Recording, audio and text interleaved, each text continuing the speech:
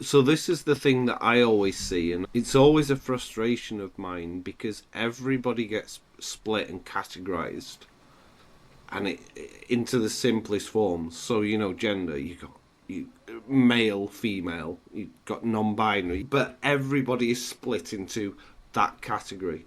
But then you have ethnicity. So and a lot of it does come from politics. A lot of it comes from, right, okay, what is the demographic that we need to get the votes from? So let's split it into those forms and do all of that. So, I completely agree that when it comes to genders, that yes, women have been historically, and, well, I say historically, but even now, they're marginalised in that sense.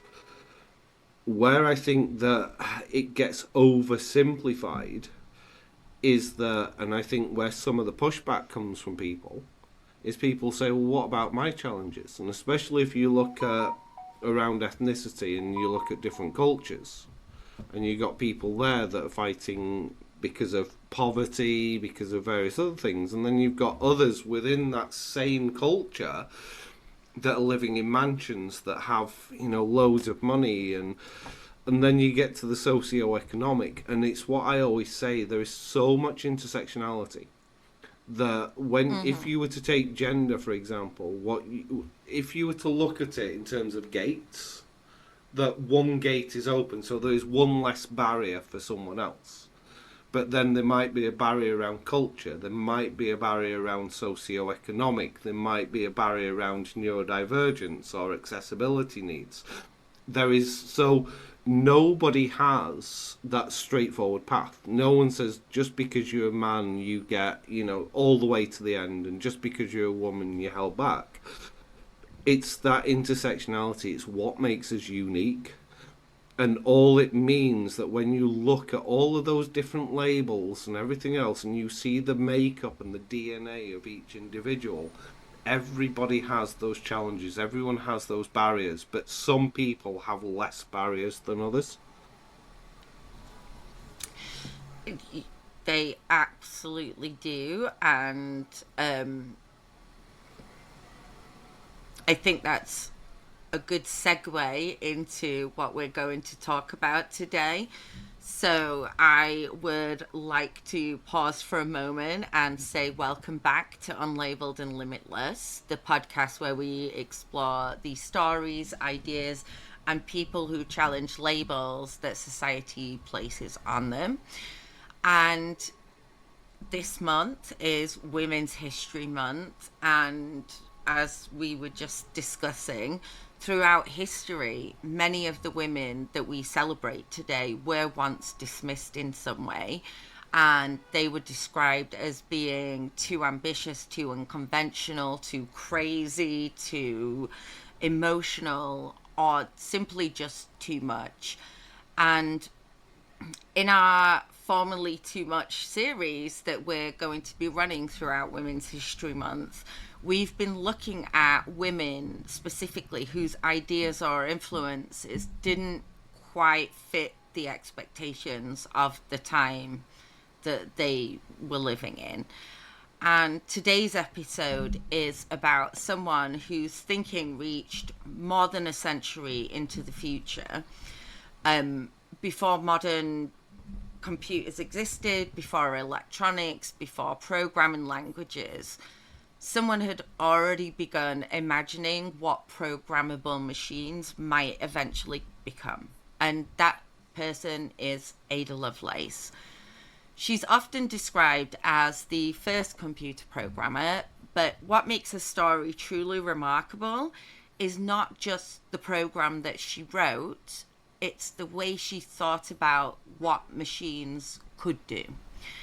So today, to explore that story, I'm joined by my brother Ian, who recently wrote a piece for us to publish on our blog as an article about Ada Lovelace and the concept she described as poetical science. Ian, welcome back. Thank you.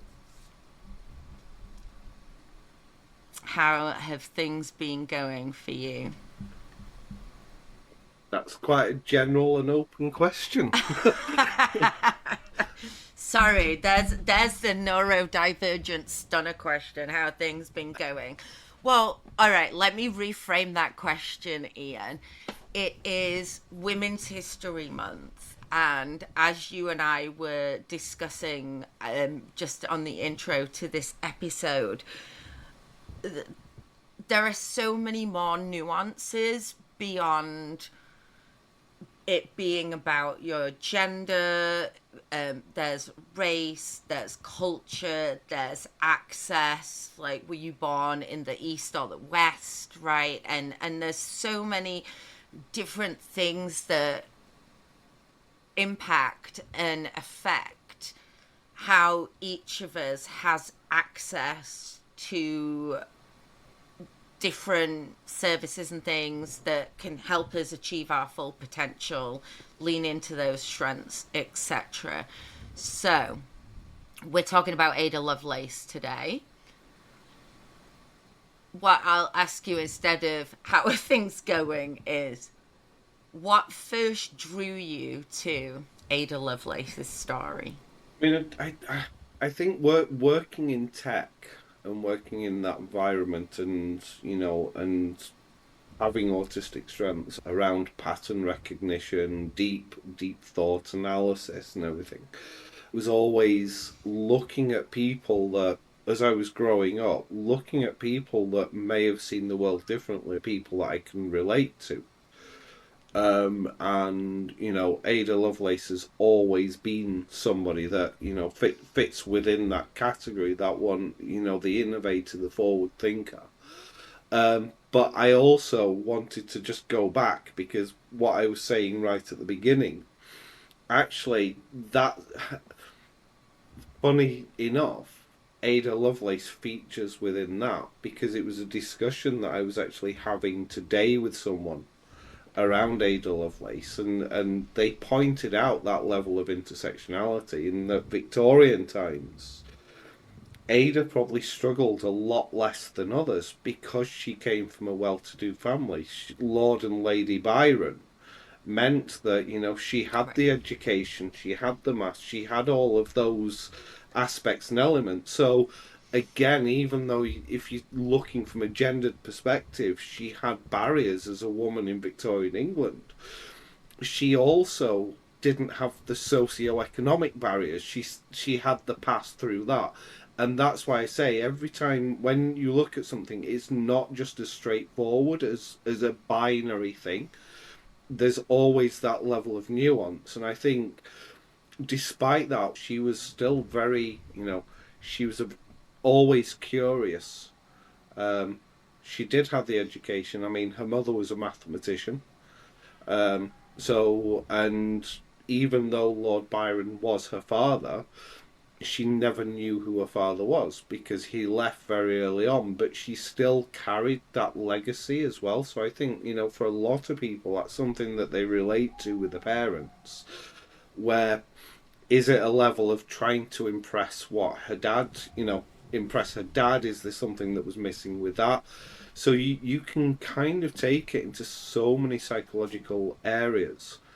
But I think, and where that comes from, is the fact that she combined the two. She combined her love of maths and analytics and the poetry, which is where her phrase poetical science came from.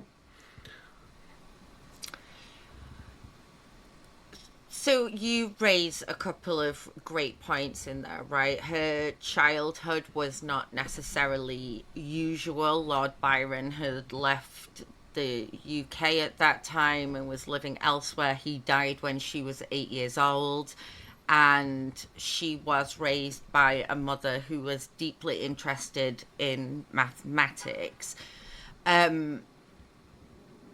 How do you think then, if she kind of came to this poetical science, like, I'd love to dive a little bit deeper into how unusual her education really was during those times, because yes, she had a lot of privilege, but it was still uncommon in those times for women whether they were well-to-do or not, to kind of take that educational route rather than the let me get married as quick as possible to another lord or lady and have children and continue this life of privilege, right? She definitely chose a different path. Like, how do you think that those early years shaped her thinking in that, and Well, her mother had the unusuality of the yeah, education? her mother had a lot to do with that because um, Ada showed signs of, she had a very volatile and emotional temperament. And again, they're things that if you look, and I think I mentioned in there that, that you can't diagnose, you can't proactively diagnose, but there's a lot of relatable elements there. And is there an emotional temperament in the sense of the situation within the family? Or is it an emotional temperament in the same way that you would see traits as somebody, who's autistic having a meltdown or but her mother was the one that, so it wasn't necessarily her that was interested in the education at the beginning. It was that the mother wanted to kind of take that element of her father away and pushed her down the route of mathematics and logic instead of going down poetry. But you can tell the fact that she came up with poetical science was that there's also that rebellious streak as well. So it sounds as though her mother's push towards that logic and mathematics was really an attempt to counter Byron's reputation for his creativity and emotional intensity, and at the same time force her daughter maybe to mask a little bit, like, oh hey, if you become proficient in these areas, that's going to tame the temperament in those areas, and therefore you can be a logical, thoughtful person rather than this erratic, like, artiste, I guess. So do you think Ada's mind then really developed at the intersection of those two worlds, the logic and imagination? Yeah, it comes down to, and it's a phrase you often hear these days, especially within business, the art of the possible. And I think, having that logic, having the maths, and having that poetry and that creative element, I think when you combine all of those things together, it is where, a lot of her strengths lied. So she described, as you said, her approach as poetical science. And we've touched on it a little bit, but what do you really think she meant by poetical science? I, I, I mean, it would all. So, That would be a good question for a historian. I mean, if I was to take an interpretation of that, it would be that imagination. It would be the kind of things that she could see, the patterns and the connections that she could make when she got to working on the analytics engine or writing the papers around the analytics engine, where she could see the value that it could actually do more. It wasn't just a case of she took it at face value that this is a machine that calculates um, how it could be, how it could actually factor into music. And I think the fact it was quite telling the fact that she brought up music because she obviously had that love of the arts as well as the sciences. a number of years ago, I went to see Alan Alda at the 92nd Street Y. It's a great place in New York to go and see talks and conversations and things. And he is very involved in the sciences. And what his company or group do is teach scientists how to communicate because they have so many brilliant ideas. but really struggle to be able to communicate to the general populace why those ideas are important or why this research matters. And just thinking about Ada and that kind of combination of imagination and mathematics was really unusual at that time. But I'm kind of thinking it's still quite unusual in our time. Would you agree with that statement, or is it? I know it's nuanced. No, But... I mean, I need to be very careful here because, I mean, as you know, that there are other blocks on the way which kind of intersect that boundary as well. I don't think so. I mean, when we're looking at the time, I think for Ada there was a very different perspective because of who her father was. Because he was one of the greatest poets of like the Romantic era. So that was often a lot of the literature that came out and the poetry at that time was all about imagination, creativity, emotion. So that was the newest thing at the time. And then when you combine that maths, I think it's potentially something that I've done in the past as well. If I'm looking at two completely different subjects, or I'm learning two completely different things, the easiest way for me to learn and understand is to put that into a perspective which I actually feel stronger and make the connections with it. So, for example, with learning different languages, learning different spoken languages, and learning computer languages, of being able to see the logic and all the little elements that actually connect the two together.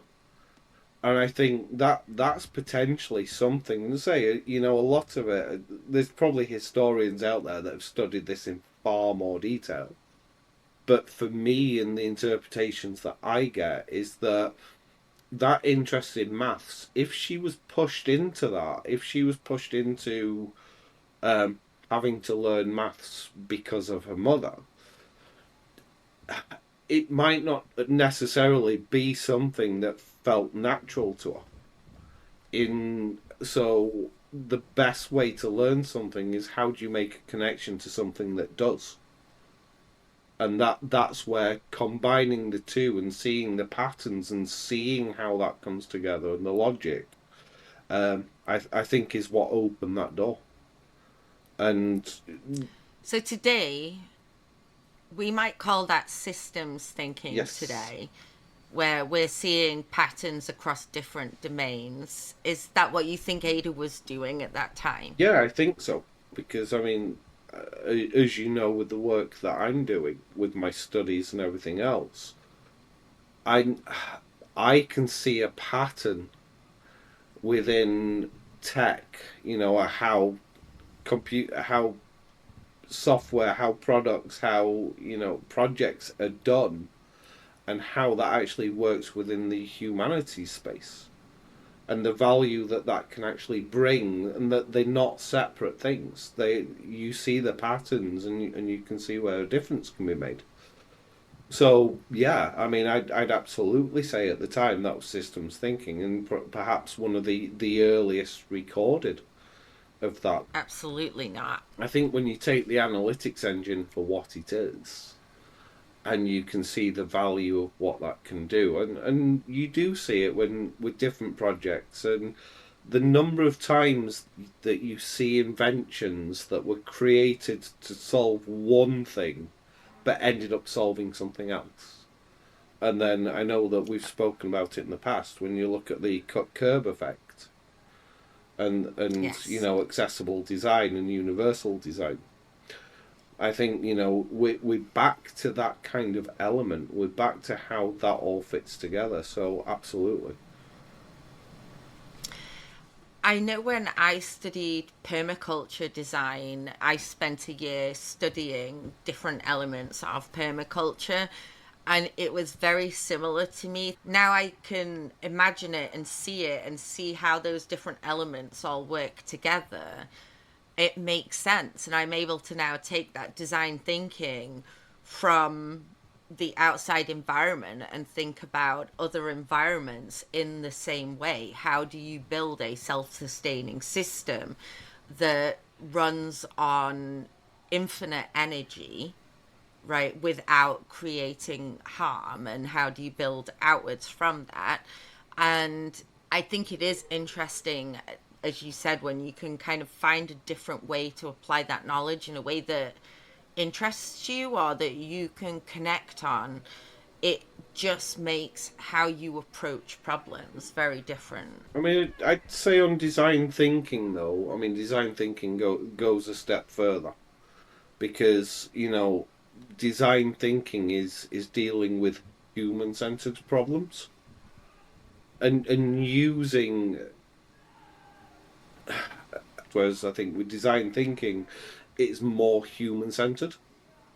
Yeah, So, that's permaculture is human yeah, centered. It's putting the human back in the middle of the ecosystem instead of us believing we're at the top of the food chain and our actions have zero consequences. But that then you can start applying to any kind of design situation, right? In terms of like the basics of how you start thinking about designing for humans again instead of designing for mass profit or mass scale or whatever it is. It's like, how do we recenter the person, and how do you kind of make these things then adaptable and usable for real human beings? So let's talk about that analytic engine or the analytical engine.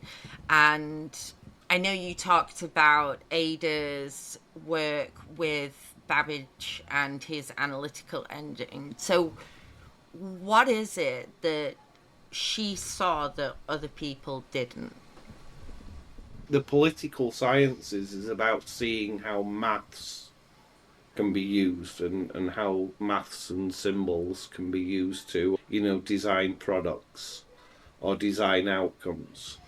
The potential that she could see with it was that, I think we touched on before, the fact that it could be used for so many different things. It didn't just have to be numbers.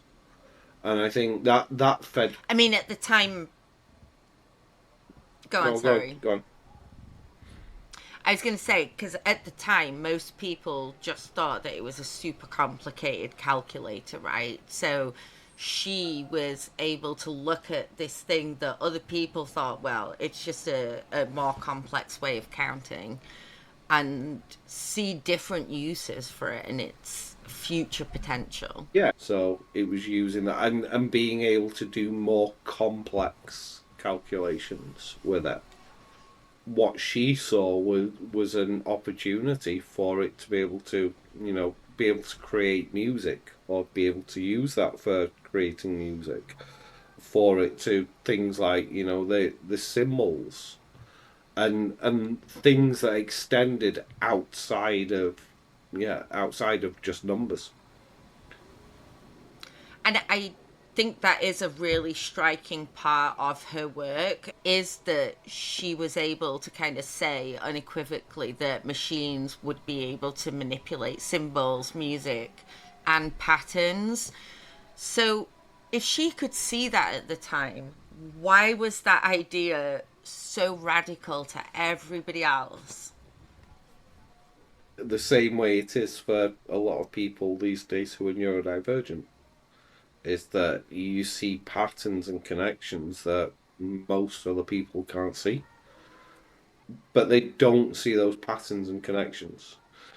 And especially if you're, regardless of the socio-economic status, if you were to take, a Victorian woman back in the day that comes out with these radical ideas, then it's a hard one because I don't think it's necessarily that. It's about, a lot of it was down to academics and other people. So there was a lot of barriers that she faced at the time for getting that recognition.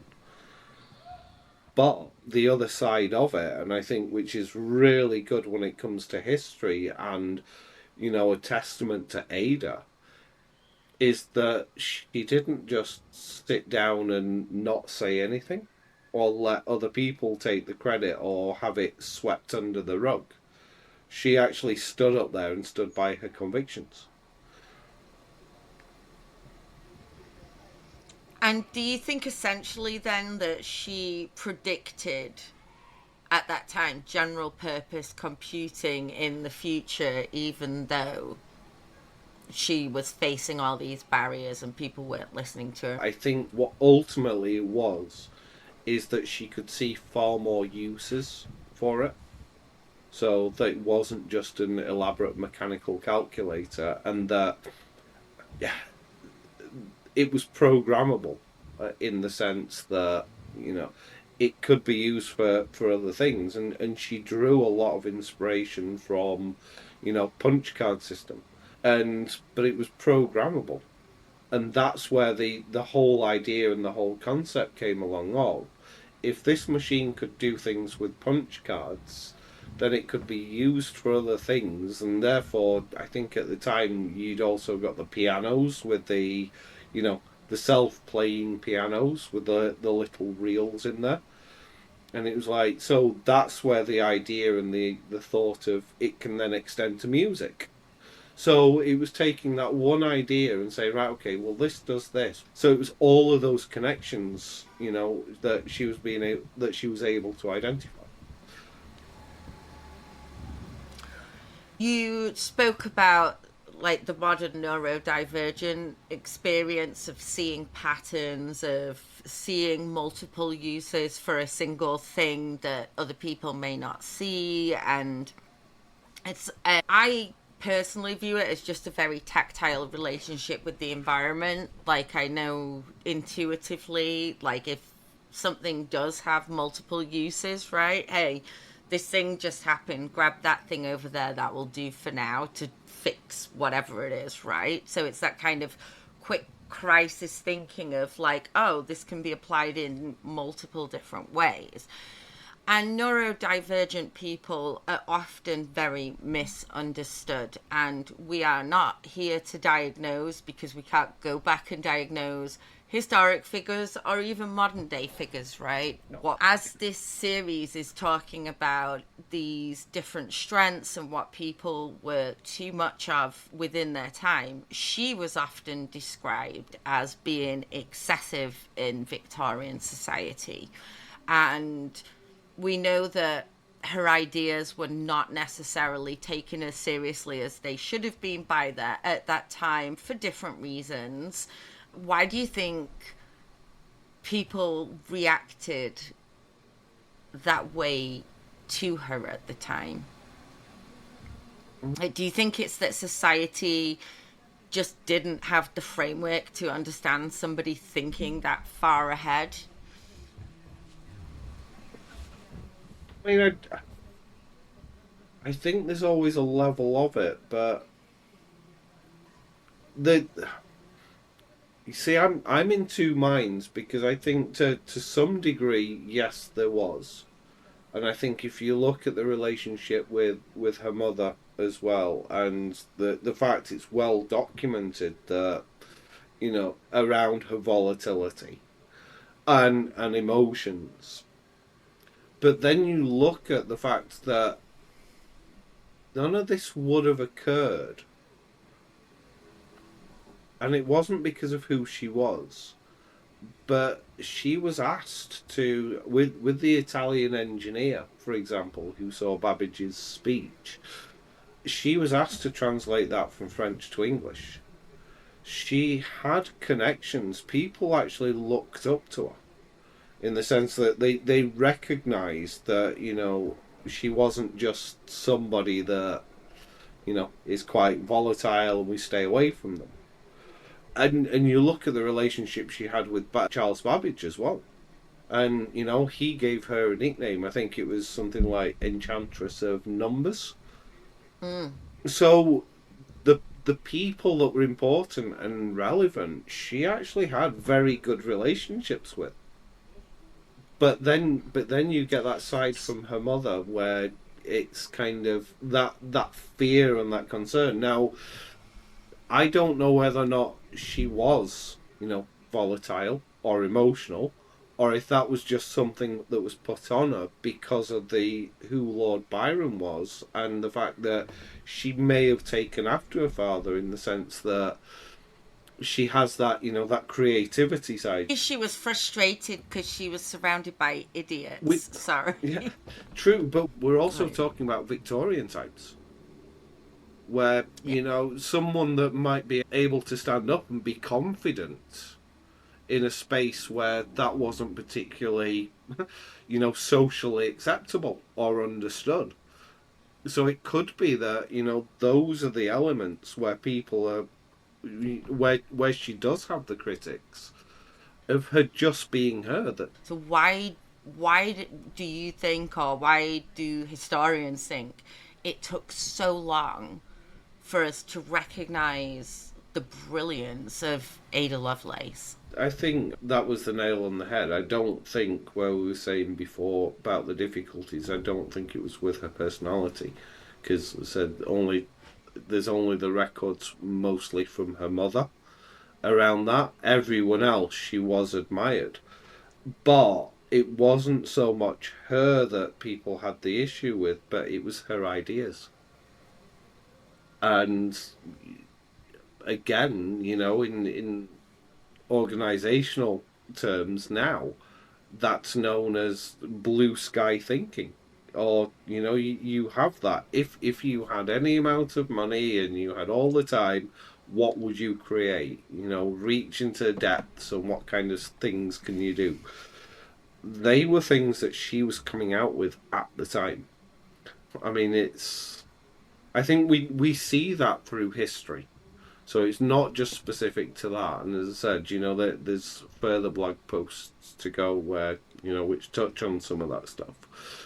I think where you do start to see some of the realization, and it's something that, again, doesn't necessarily feature within the era or the time, but around, academia and things in general.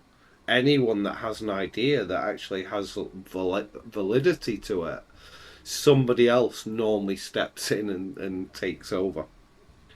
And we were talking, another conversation we had today was a similar one that's happened quite recently. You don't have to go back in through history, but somebody that was working on, I think, was it astrophysics, and had discovered something, but then was actually she was pushed to the periphery so that her manager or her supervisor could take all the credit for it.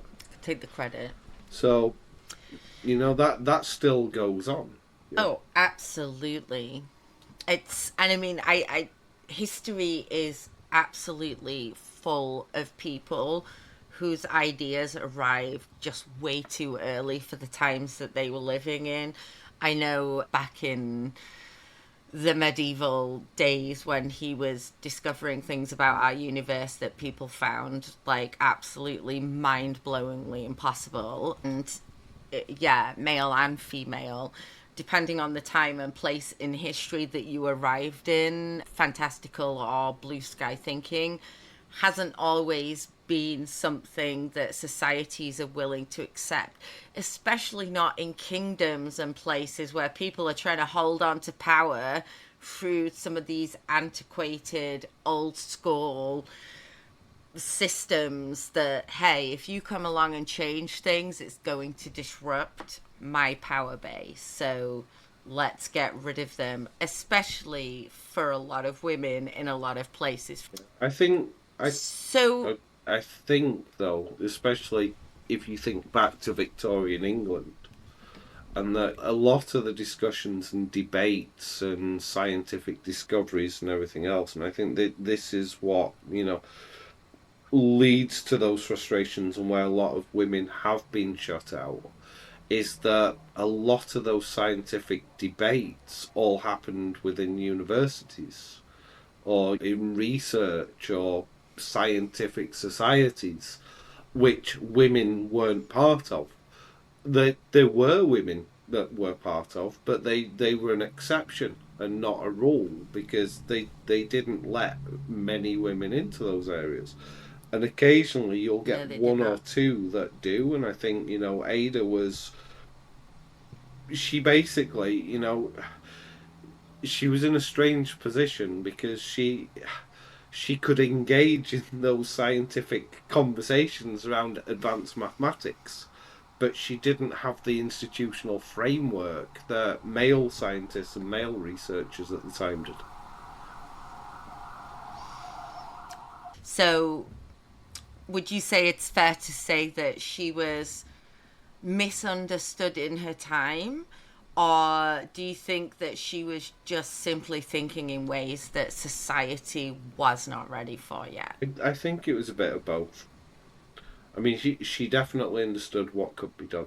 So it wasn't coming up with, inventions or ideas that just you know, weren't capable or weren't feasible. So I think society just wasn't ready. So, and then, as I said, she kind of had that because of the time as well. She had those ideas. She was able to discuss that. She was able to debate it and bring it to the front, but didn't really have the framework or the institution to be able to do that with. And even if she had, and again, this is something that you see throughout history anyway, is that even if gender didn't play a part in it, there would have always been somebody else that steps up to take the credit, because there is always someone that's senior and they're the ones that are recognized through history. The number of times you come across inventions that you think was done by one person and then discover that the underlying features and the underlying structures and everything were somebody completely different. So, in that sense, yes, as much as the environment was a bad one and not conducive to her, I think it also worked as an advantage. Because if she had been allowed that space, somebody else would be claiming the credit for everything. Ada Lovelace lived in a world that didn't quite know what to do with a mind like hers. She combined imagination with mathematics in ways that many of her contemporaries just were not able to do or see. Her ideas about programmable machines wouldn't even be realized fully until more than a century later. But long before the first computer ever flickered to life, Ada Lovelace had already begun imagining what these machines might eventually make possible. And that's what really makes her such a powerful example for our Formerly Too Much series, and the honor of being the first in our Formerly Too Much series, because all of us every day are using computers now, pretty much, and a lot of that is due to the vision she had 100 years before we as society were ready to actually do something with them.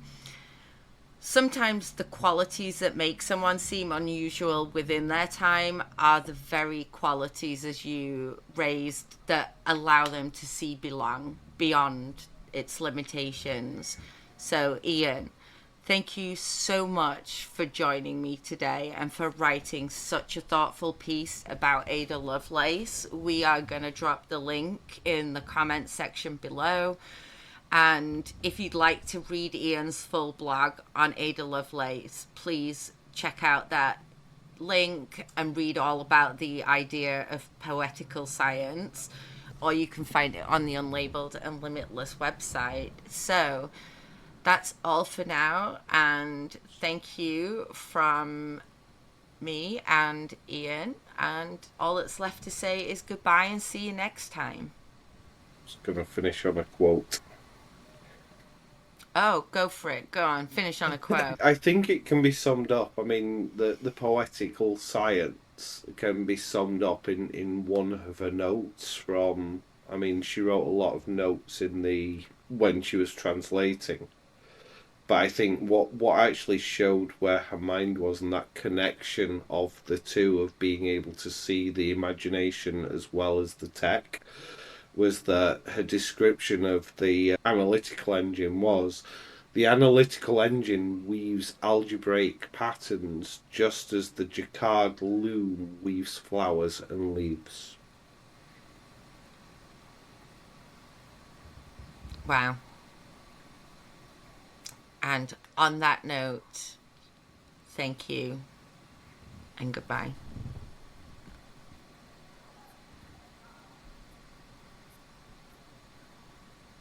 Ooh. 42. That's the answer to the bonus question. 42. Meaning of life. Oh, okay. Meaning, do you think that modern conversations about neurodivergence help us recognize thinking styles like Ada Lovelace's more easily than societies could in the past? Break that one down for me. In the past, and again, we're not diagnosing, right? But Ada clearly has these thinking styles and patterns that were different from the norm, and she could see things that other people couldn't, right? And in the world we are living in today, neurodivergence is a conversation that's happening, right? That's why we started Unlabelled and Limitless, right? To kind of promote those conversations. So do you think that had Ada been alive today with the ideas, a little bit, I guess somebody I might compare her to might be Temple Grandin, who is able to kind of look at how these systems work. And yes, it's not the same thing, but we're able to appreciate how her autism has helped her thinking and had an impact on the work that she's doing and the things that she's able to communicate. So do you think that we might recognize her thinking differently today and be more accepting of that if she kind of had this 100 years in the future idea? It's a hard one because I know it's not about her ideas, it's about the thought process. Now, where I think that you would still have both because there is still challenges for neurodivergence. There is still challenges for people that still think that way because it is always looking further down. And you'd think by now that history, you wouldn't want history to repeat itself. And I think I've done this where I've done talks before, and especially around Turing, where I raised the cost of what we actually lost because of not having that support or not having that inclusion in place. So I think, if Ada was around today, they there'd be more of a platform for it, but you would also still get the pushback.